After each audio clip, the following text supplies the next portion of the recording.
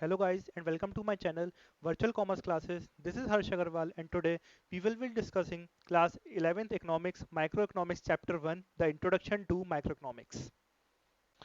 So let's begin that what is economics and what is the difference between economics and economy. So जब हम start करते हैं कि economy क्या होती है तो इकोनॉमी समझने के लिए हम ये कहते हैं कि economy is an area where people live and earn their livelihood. जैसे आप लोग समझते हैं कि इंडिया है, इंडिया अपने आप में एक एरिया है। अब इंडिया का इतना बड़ा एरिया है तो उस एरिया के अंदर लोग रहते हैं। अब वो जो लोग रहते हैं वो अपनी कुछ ना कुछ इकोनॉमिक एक्टिविटीज परफॉर्म करते रहते हैं। जैसे मैं हूँ, मैं एक टीचर हूँ, मैं इकोनॉमिक एक्टिविटी परफॉर्म करता हूँ कि मैं लोगों को पढ़ाता हूँ। अब जैसे आप लोग हैं, आप लोग भी अपने अपने आपके पेरेंट्स हैं वो अलग अलग जो है इकोनॉमिक एक्टिविटीज परफॉर्म करते होंगे। अब जब वो अपनी इकोनॉमिक एक्टिविटीज परफॉर्म करते हैं और वो जिस एरिया के अंदर परफॉर्म करते हैं उस एरिया को ही हमने इकोनॉमी कहा। ठीक है, अब जब हम डेफिनेशन की बात करते हैं तब आप ये समझ सकते हैं कि an area where people live, एक एरिया जहां पे लोग रहते हैं उसको मैंने इकोनॉमी कहा। तो where people live and perform their activities is called an economy. अब परफॉर्मिंग एक्टिविटीज जो हमारी इकोनॉमिक एक्टिविटीज जो परफॉर्म करते हैं उसके अंदर आ सकती हैं दो चीजें। चाहे वो आ सकती है हमारी इनकम अर्न करना या फिर हमारी आ सकती है इनकम जो है उसका एक्सपेंडिचर करना, जो इनकम हमने कमाई है। राइट, अब बात आती है इकोनॉमिक्स की। देखिए इकोनॉमी और इकोनॉमिक्स में अंतर है। इकोनॉमिक्स जो है हम जब स्टडी करते हैं इकोनॉमी की उसको हम कहते हैं economics. Means economics is the study of economy.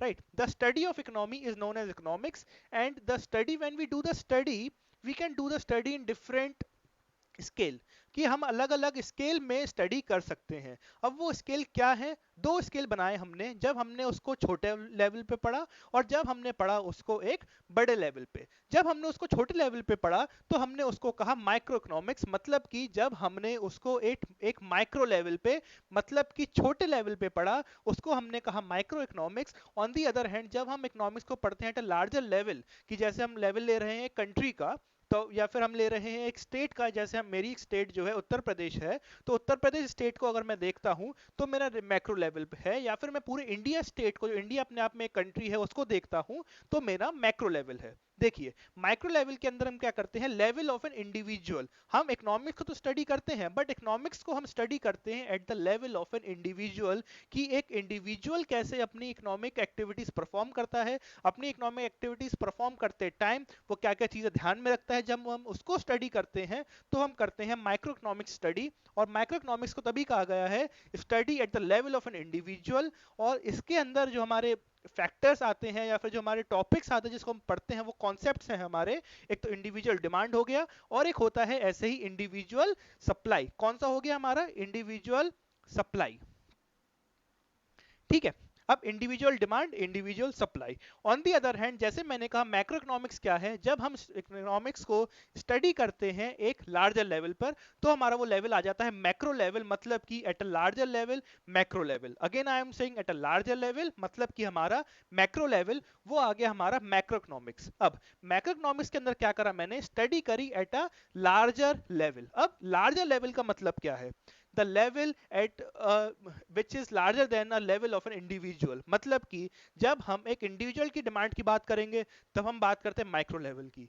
जब हम बात करते हैं at the demand of a country, कि हम बात कर रहे हैं कि कंट्री कितना डिमांड करती है, या फिर हमने उसको टर्म दिया एग्रीगेट डिमांड, तो वो हमारा हो गया मैक्रो लेवल। या फिर मैंने बात करी एग्रीगेट सप्लाई की, कि हमारे देश के अंदर जितने भी सप्लायर्स हैं वो मिलकर कितनी सप्लाई कर पा रहे हैं, तो वो हो गया एग्रीगेट सप्लाई। और जब हम निकालते हैं पूरे देश की इनकम तो वो हो गया हमारा नेशनल इनकम, वो भी हमारा क्या हो गया, मैक्रो लेवल हो गया, क्योंकि हम एक बड़े लेवल पर पहुंच गए एज कंपेयर टू अर्लियर जब हम एक माइक्रो लेवल पर थे। I think it is clear what is the difference between micro and macro economics. Micro economics और फिर से रिवाइज करवा दे रहा। माइक्रो इकोनॉमिक्स क्या था, जब हम स्टडी करते हैं at the level of an individual. On the other hand macro economics क्या है, when we study at the level of a country as a whole. ठीक है, तो हमारा हो गया मैक्रो इकोनॉमिक्स। अब इकोनॉमिक्स की अगर डेफिनेशन आपसे पूछी जाती है तो आप सिर्फ इतना कह के नहीं रुक सकते कि economics is the study of economy ना। अगर आपको थोड़ा और ज्यादा इलेबोरेट करना पड़े तो भी आप जो है एक प्रॉपर डेफिनेशन दे पाओगे इकोनॉमिक्स क्या है, तभी आप दे पाओगे। तो इकोनॉमिक्स क्या है उसको स्टडी करते हैं। Economics is the study of allocation of resources in such a way that maximum social welfare is done. मतलब कि हमारे पास जो रिसोर्सेज हैं, एक ह्यूमन बीइंग है हम, और हमारे पास जो रिसोर्सेज हैं, एक ह्यूमन बीइंग उस रिसोर्स को कैसे एलोकेट करता है ताकि वो अपने आप में मैक्सिमम सेटिस्फेक्शन अटेन कर सके, उसी को हम क्या कहते हैं, इकोनॉमिक्स। अब बात आती है रिसोर्सेज की, और यहां पे एक और बात करी गई, सोशल वेलफेयर इज डन। ठीक है, अब रिसोर्सेज को स्टडी करते हैं, रिसोर्सेज क्या होती हैं। Resources are basically the things from which we can get any satisfaction। मतलब वो चीजें जिनका यूज करने के बाद कोई भी ह्यूमन बीइंग कुछ ना कुछ सेटिस्फेक्शन अटेन करता है, उसी को हम क्या कहते हैं, रिसोर्सेज। अब रिसोर्सेज के कुछ फीचर्स होते हैं कि रिसोर्स अगर कोई चीज है तो उसके साथ क्या क्या फीचर जुड़े हुए होंगे। सबसे बड़ी बात, सबसे पहला पॉइंट, रिसोर्स क्या होती है हमारी, रिसोर्सेज आर लिमिटेड। ये सबसे इंपॉर्टेंट बात है रिसोर्स के लिए, कि हमारी रिसोर्सेज क्या होती हैं, हमारी रिसोर्सेज होती हैं limited and they can't be unlimited. जैसे एक एग्जांपल देता हूं, मैं एक पर्सन हूं, एक मेरी रिसोर्स है, वो है मेरी इनकम। अब मेरी इनकम लिमिटेड है, ऐसा तो है नहीं कि मैं, मेरी इनकम जो है अनलिमिटेड हो, मैं जितना चाहूं उतने मेरी इनकम हो जाए, नहीं हो सकता। Even the most richest man in the world, अगर उनकी भी रिसोर्सेज आप देखे जाएं कि उनकी रिसोर्सेज ज्यादा होंगी, बहुत ज्यादा होंगी, बट तब भी उनकी रिसोर्सेज क्या है, लिमिटेड है। एक ना एक लिमिट है कि उनके पास इससे ज्यादा पैसा नहीं है। तो वही है कि हमारी रिसोर्सेज क्या होती है, लिमिटेड होती है। रिसोर्सेज ज्यादा हो सकती हैं, कम हो सकती हैं, depending on the person, but there is always a limit to the resource of every person, so resources are limited.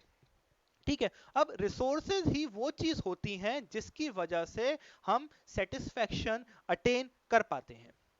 ठीक है, अब सेटिस्फेक्शन भाई आ गई बाय फुलफिलिंग आवर वांट्स, कि हमको रिसोर्सेज को जब हम लगाते हैं, इन्वेस्ट करते हैं, किसी तरीके से यूज करते हैं अपने वांट्स को फुलफिल करने के लिए, फॉर फुलफिलिंग आवर वांट्स, तो उसी को हम क्या कहते हैं, सेटिस्फेक्शन। अब बात आती है वांट्स की, हमारी वांट्स की। हमारी जो वांट्स होती हैं, हमारी वांट्स अपने आप में अनलिमिटेड होती हैं। मतलब वांट्स आर अनलिमिटेड। ठीक है, मतलब कि अब दो प्रॉब्लम आ गई, कि हमारे पास जो रिसोर्सेज थी वो लिमिटेड थी, अब जो हमारी वांट्स हैं वो अनलिमिटेड है। वांट्स हमेशा अनलिमिटेड होती हैं। ठीक है, अब ये बात आ गई, और हमको उसी के बीच में एक सेटिस्फेक्शन अटेन, एक जो है इक्विलिब्रियम अटेन करना होता है, कि हमको एक बैलेंस बनाना पड़ता है कि कितना हमारे पास रिसोर्सेज हैं उनको कैसे यूज करें, और कितने हमारे पास वांट्स हैं, जो हमारी वांट्स है जो कि अनलिमिटेड है, हम उन रिसोर्सेज को कैसे यूज करें ताकि हम मैक्सिमम सेटिस्फेक्शन की तरफ बढ़ पाएं और हमारी वांट्स जो है उनको फुलफिल कर पाएं। बात समझ में आ गई होगी। अब जैसे कि मैंने पहले डिस्कस करा था कि हमारी रिसोर्सेज क्या होती हैं, वो लिमिटेड होती हैं, और रिसोर्सेज के साथ एक और पॉइंट जो मैंने नहीं बताया था उस टाइम, वो ये था कि रिसोर्सेज हैव ऑल्टरनेट यूजेस। मतलब कि हमारे पास रिसोर्सेज पहली बात तो कम है, और दूसरी बात क्या है कि मेरे उस रिसोर्स के एक से ज्यादा यूजेस हैं। अब जरा थोड़ा डिटेल में समझते हैं ये बात क्या है। जैसे आपको पॉकेट मनी दी आपकी मम्मी ने, ठीक है, मान लीजिए आपको पॉकेट मनी में 50 रुपीज दिए। अब उस 50 रुपीज में आप बहुत सारी चीजें खरीद सकते हैं। Either you can buy 5 packets of chips, आपने 10-10 रुपए के 5 पैकेट खरीद लिए चिप्स के, एक तो रिसोर्स को वैसे यूज कर सकते हैं। ऑन दी अदर हैंड आप रिसोर्स को, जो आपका पॉकेट मनी थी 50 रुपीज, जो आपकी रिसोर्स है, उसको आप ऐसे भी यूज कर सकते हो कि आपने उस 50 रुपए का कुछ अंकल चिप्स खरीद लिया, 10 रुपए का, 10 रुपए की आपने कॉपी खरीद ली, 10 रुपए का आपने कोई सा पेन खरीद लिया, और 10 रुपए का कुछ और खरीद लिया। मतलब कि क्या हुआ, आप एक रिसोर्स को एक से ज्यादा तरीके से यूज कर सकते हो, और उसी को हमने क्या कहा, द प्रॉब्लम ऑफ चॉइस। मतलब कि हमारी रिसोर्स का एक से ज्यादा तरीके से आप यूज कर सकते हो, और उसकी वजह से हमारा क्या बनता है, द प्रॉब्लम ऑफ चॉइस। कि अब यहां पर हमारा कंज्यूमर जो है, जो कि आप हो, वो कंफ्यूज हो जाते हो कि मैं क्या खरीदूं, क्योंकि आपको क्या है, what do you want is your want, मतलब कि आपकी जो वांट्स हैं अपने आप में वो तो अनलिमिटेड है, और उनको जब आप फुलफिल करोगे तो आपको क्या मिलेगा, आपको मिलेगा सेटिस्फेक्शन, है ना। आपको क्या मिलेगा, आपको मिलेगा सेटिस्फेक्शन, और आपको क्या करना है, वो सेटिस्फेक्शन मैक्सिमम करना है। तो वो सेटिस्फेक्शन मैक्सिमम करने के लिए आप अपनी लिमिटेड रिसोर्सेज में, और जिनके आप एक से ज्यादा यूजेस हैं, आप उनको ऐसे यूज करते हो कि आपको मैक्सिमम सेटिस्फेक्शन मिले, और वही होती है आपकी the problem of choice. I think it is clear. अब जब हम इकोनॉमिक्स की बात करते हैं, तो इकोनॉमिक्स अपने आप में दो टाइप में डिवाइडेड है, और वो टाइप क्या है, वो एक है हमारा पॉजिटिव इकोनॉमिक्स, और दूसरा है हमारा नॉर्मेटिव इकोनॉमिक्स। पॉजिटिव इकोनॉमिक्स क्या होती है, पहले इसकी बात करते हैं। देखिए, मैंने कहा कि द इन्फ्लेशन इज हाई, मैंने एक स्टेटमेंट दिया, द इन्फ्लेशन इज हाई। मैंने इसके अंदर अपना कुछ एक्स्ट्रा इंफॉर्मेशन नहीं जोड़ा, अपना कोई राय, अपने कोई सजेशन नहीं जोड़ा, मैंने बस सिर्फ और सिर्फ सिंपल एक स्टेटमेंट दिया। वो क्या हो गया हमारा पॉजिटिव इकोनॉमिक्स। मतलब एक ऐसा स्टेटमेंट जो कि ये बताता हो कि क्या है, क्या था, या फिर क्या होने वाला है, on the basis of some as on the basis of some research I am saying कि ये होने वाला है। वो सब क्या हो गया हमारा positive economics. On the other hand, जब कोई भी हम स्टेटमेंट देते हैं, और स्टेटमेंट देते हुए हम अपना सजेशन देते हैं कि ये होना चाहिए, that is what ought to be, and it is normative economics, कि क्या होना चाहिए। जैसे मैंने अभी एक स्टेटमेंट दिया था कि द इन्फ्लेशन इज हाई, वो क्या पार्ट था हमारा, एक पॉजिटिव पार्ट था, क्योंकि वो पॉजिटिव इकोनॉमिक्स का पार्ट था, क्योंकि उसके अंदर सिर्फ और सिर्फ मैं एक स्टेटमेंट दे रहा हूं। अगर मैं ये भी कहता ना the inflation will be high, कि अगर मैं कोई प्रिडिक्शन कर रहा हूं, क्योंकि मैं प्रिडिक्शन ऐसे नहीं कर रहा हूं, मैंने कोई रिसर्च करी है, प्रॉपर फैक्ट्स के अकॉर्डिंग रिसर्च करी, प्रॉपर मेथड से रिसर्च करी है, उसके अकॉर्डिंग मैं अपनी कोई भी इंफॉर्मेशन दे रहा हूं, तो वो क्या है आपका पॉजिटिव इकोनॉमिक्स हो गया। ऑन दी अदर हैंड, अगर उसी स्टेटमेंट में मैं ये जोड़ देता the inflation is high, the Reserve Bank of India should do something so that the inflation can be controlled, और Reserve Bank of India should increase the cash reserve ratio so that the inflation can be controlled, तो क्या हो जाती है हमारी वो normative economics हो जाती, क्योंकि मैं उसके अंदर बात कर रहा हूं कि व्हाट ऑट टू बी, क्या करना चाहिए, व्हाट शुड बी। अगर मैं कोई सजेशन दूं, जैसे मैंने उसके अंदर सजेशन दिया कि reserve Bank of India should increase the cash reserve ratio, मैंने सजेशन तो ही दिया। अब जब मैंने सजेशन दिया तो वो हो गया normative economics. On the other hand, जब मैं सिर्फ और सिर्फ बोल रहा हूं कि ऐसा था, कि पहले इन्फ्लेशन इतना था, मैं कह रहा हूं कि इन्फ्लेशन इतना है, या फिर मैं कह रहा हूं कि इन्फ्लेशन आगे आने वाले टाइम में इतना होगा, तब हमने क्या बात कर रहे हैं, हम बात कर रहे हैं पॉजिटिव इकोनॉमिक्स की। I think it is clear. अब बात करते हैं टाइप्स ऑफ इकोनॉमी। हमारी जो इकोनॉमीज होती हैं, अभी हमने पढ़ा कि इकोनॉमी क्या होती है, एक एरिया होता है जिसके अंदर लोग रहते हैं और अपनी इकोनॉमिक एक्टिविटीज परफॉर्म करते हैं, राइट। ये तो था इकोनॉमिक्स, इकोनॉमी सॉरी इकोनॉमी। अब बात करते हैं टाइप्स ऑफ इकोनॉमीज की, कि हमारी इकोनॉमीज कितने टाइप की होती हैं। हमारी इकोनॉमीज तीन टाइप की होती हैं। एक होती है सेंट्रली प्लान्ड, फ्री इकोनॉमी, और मार्केट इकोनॉमी। अब देखते हैं वो क्या होती हैं। अब आगे डिस्कस करते हैं what are the type of economies. जैसे मैंने कहा कि हमारी तीन टाइप की इकोनॉमीज होती हैं। एक होती है हमारी सेंट्रली प्लान्ड इकोनॉमी, दूसरी होती है फ्री इकोनॉमी, और तीसरी होती है मिक्स्ड इकोनॉमी। तो सबसे पहले डिस्कस करते हैं what is a centrally planned economy. Centrally planned economy को हम दूसरे नाम से, एक और नाम से जानते हैं, जो कि है हमारा सोशलिस्ट इकोनॉमी। क्या है, सोशलिस्ट, ठीक है। अब सोशलिस्ट इकोनॉमी, अब सोशलिस्ट इकोनॉमी या सेंट्रली प्लान्ड इकोनॉमी क्या होती है, ये वाली बात समझिए। सेंट्रली प्लान्ड इकोनॉमी या सोशलिस्ट इकोनॉमी एक ऐसी इकोनॉमी होती है जिसके अंदर सारा का सारा काम हमारी गवर्नमेंट करती है, कि इकोनॉमी पूरी की पूरी गवर्नमेंट अपने आप चलाती है। क्योंकि गवर्नमेंट का ये मानना होता है कि अगर हम जो है मार्केट फोर्सेस या मार्केट को खुला छोड़ देंगे, तो वो लोग जो जिनके पास ज्यादा पैसा है वो लोग मार्केट को टेक ओवर कर लेंगे, और वो लोग पूरा का पूरा मार्केट चलाएंगे। तभी ऐसे केस में एक सेंट्रली प्लान्ड इकोनॉमी आती है, एक मॉडल आता है सेंट्रली प्लान्ड इकोनॉमी का। मतलब कि एक ऐसी इकोनॉमी जहां पर सारा का सारा काम इकोनॉमी चलाने का सारा काम हमारी गवर्नमेंट करती है। अब गवर्नमेंट जब काम करती है तो वो काम प्रॉफिट मोटिव से नहीं करती है। गवर्नमेंट अपना काम करती है with the motive of social welfare, मतलब कि गरीबों की जो भलाई होती है उसके लिए काम करती है। तभी ऐसी इकोनॉमी के मेरिट्स होते हैं कि सोशल वेलफेयर होता है और जीडीपी ग्रोथ तो होती है, क्योंकि गवर्नमेंट इकोनॉमी चला रही है। अब इकोनॉमी चल रही है तो जीडीपी ग्रोथ तो होगी होगी, but GDP growth is done with a view point of taking social justice, कि हमको सोशल जस्टिस भी करना होता है। ठीक है, कि हमको जीडीपी ग्रोथ तो करनी है, हमको हमारी जीडीपी बढ़ानी है, बट जीडीपी बढ़ानी है with the objective of social justice, कि हमको सोशल जस्टिस, जिसको हम हिंदी में कहते हैं सामाजिक न्याय, उसके साथ हमको हमारी इकोनॉमी को ग्रो करना है। तो जब गवर्नमेंट अपनी इकोनॉमी चलाती है तो उसको सोशलिस्ट कहा। उसके मेरिट ये हो गए कि सबसे पहले जीडीपी ग्रोथ होती है विद सोशल जस्टिस और सोशल वेलफेयर भी होता है। बट ऐसी इकोनॉमी के कुछ डीमेरिट्स भी होते हैं, और सबसे बड़ा डीमेरिट ये होता है कि हमारी इकोनॉमी जो ग्रो कर पाती है वो फास्टर रेट पे नहीं कर पाती है, मतलब कि हमारी इकोनॉमी का ग्रोथ रेट स्लो होता है, मतलब कि स्लो इकोनॉमिक ग्रोथ। सबसे बड़ा ड्रॉबैक हमारा एक सोशलिस्ट इकोनॉमी का यही है कि हमारी इकोनॉमी जितनी स्पीड से ग्रो करनी चाहिए थी उतनी स्पीड से नहीं कर पाती है, क्योंकि गवर्नमेंट जो सेक्टर होता है वो इतनी तेजी से ग्रो नहीं कर पाता है सोशल जस्टिस को ध्यान में रखते हुए। तो वही है स्लो इकोनॉमिक ग्रोथ। और हम सबको पता है जहां पे गवर्नमेंट होती है वहां पे गवर्नमेंट के साथ साथ चलता है करप्शन।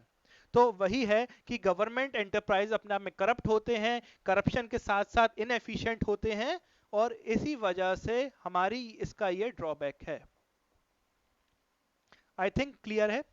ठीक है, अब बात करते हैं फ्री इकोनॉमी की, या फिर हमारी होती है मार्केट इकोनॉमी, या फिर इसको हम कहते हैं कैपिटलिस्ट इकोनॉमी। अब मार्केट इकोनॉमी, कैपिटलिस्ट इकोनॉमी क्या होती है? मार्केट इकोनॉमी हमारी सोशलिस्ट इकोनॉमी के जस्ट अपोजिट होती है।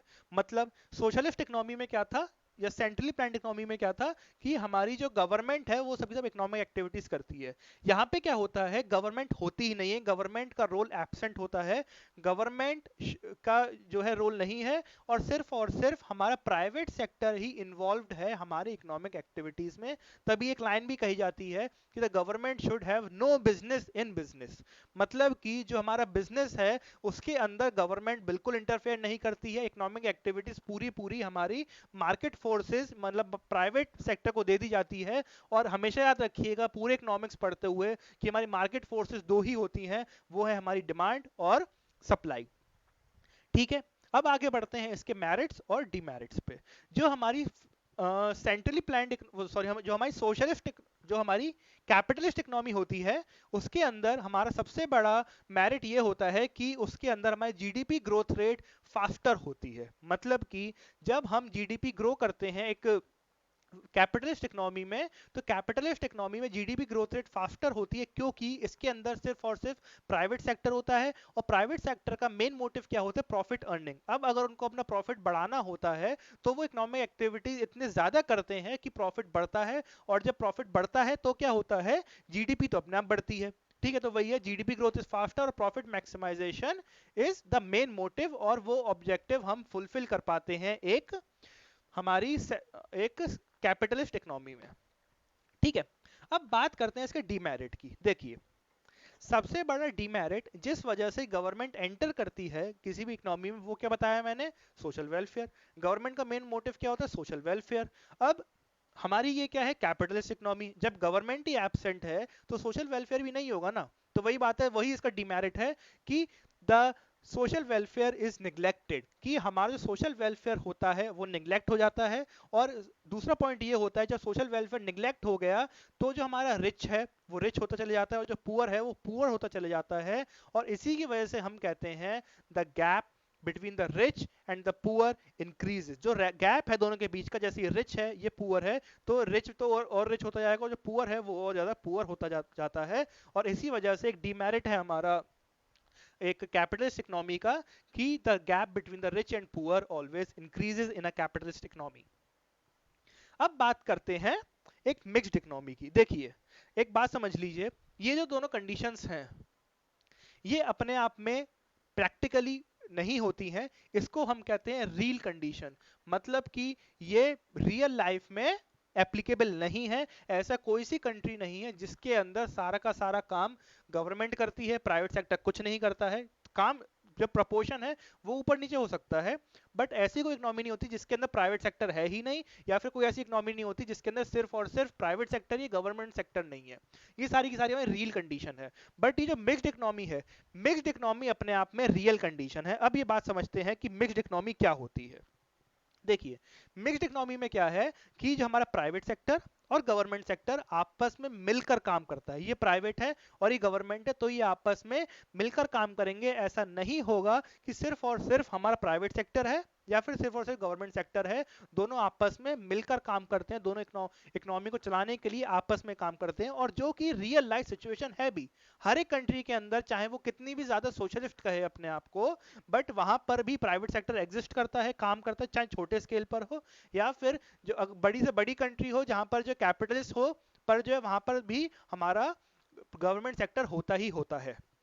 अब बात करते हैं मिक्स्ड इकोनॉमी की, कि जब government sector, government and the market work together to run an economy, उसको हमने क्या कहा, हमारी मिक्स्ड इकोनॉमी। अब बात करते हैं मेरिट्स की। देखिए, मेरिट्स क्या थे कि जो है हमारा सोशल वेलफेयर भी करना है हमको और हमारी इकोनॉमी भी रन करनी है। तो यही होता है, जीडीपी ग्रोथ भी होती है और सोशल जस्टिस भी होता है। ठीक है। और दूसरी बात यह है कि पुअर पीपल निग्लेक्ट नहीं होते हैं, क्योंकि अगर प्राइवेट सेक्टर है, प्राइवेट सेक्टर अपना रिच लोगों के लिए काम कर रहा है, वो लोग जो ज्यादा पैसे दे सकते हैं, प्रॉफिट दे सकते हैं प्राइवेट सेक्टर को, उन लोग के लिए काम कर रहा है, तो हमारा जो पुअर है वो भी निग्लेक्ट नहीं होता है। पुअर लोगों के लिए हमारी गवर्नमेंट काम करती है। ठीक है। ऑन दी अदर हैंड इसके कुछ डीमेरिट्स भी होते हैं, क्योंकि डीमेरिट्स तो सभी के होते हैं, कोई भी ऐसी चीज नहीं है जो अपने आप में 100% अच्छी हो। डीमेरिट्स भी होते हैं हमारे कुछ मिक्स्ड इकोनॉमी के। और मिक्स्ड इकोनॉमी का सबसे बड़ा डीमेरिट ये है कि जो गवर्नमेंट है, गवर्नमेंट अपने आप में एक ऐसा बच्चा है जो अगर आउट हो जाता है तो वो बैट लेके भाग जाता है।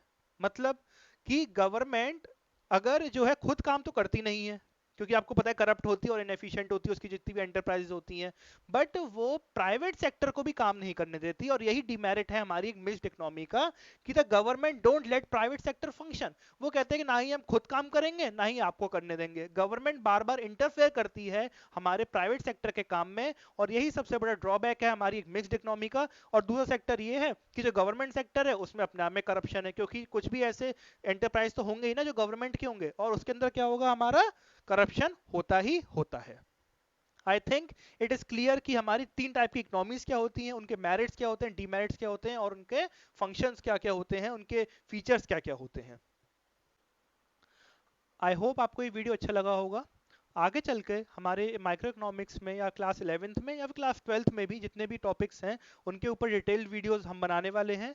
और इस चैनल से आप जुड़े रहिए। प्लीज़ अगर आपको ये वीडियो अच्छी लगती है तो लाइक करिए, सब्सक्राइब करिए चैनल को, और शेयर करिए हमारी वीडियो, ताकि ज़्यादा से ज़्यादा लोगों तक ये एजुकेशन चैनल पहुँच सके। Thank you.